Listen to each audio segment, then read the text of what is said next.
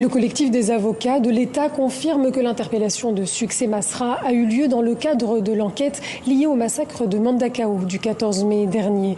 Ils estiment que l'ancien Premier ministre est l'auteur d'un audio à caractère extrémiste, incitant à la haine communautaire, promouvant la violence et des attaques planifiées. On écoute Maître Abdoulaye Adam Bahar. La thèse de l'influence malfaisante d'un audio à caractère extrémiste, incitant à la haine communautaire, promouvant la violence et les attaques planifiées, notamment contre les ressortissants de certaines communautés dont le Peul désigné comme le Bororo expansionniste halogène.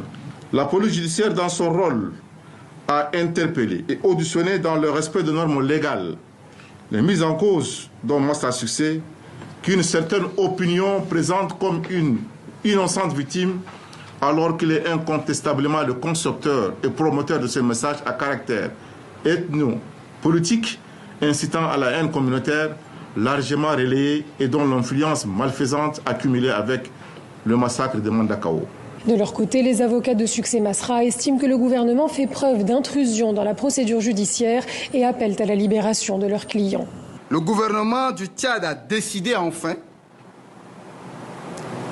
de rendre public, notamment dans cette cabale contre le docteur Assiongar, Masra Succès, monté de toutes pièces et cousu de fil blanc, sa posture d'intrusion dans les cours des procès judiciaires et d'instrumentalisation de la justice tchadienne à l'effet d'assouvir des règlements de compte politiques, ce qui confirme et conforte indiscutablement l'orchestration de ces procès par un groupuscule dont certains induisent ainsi le gouvernement en faute.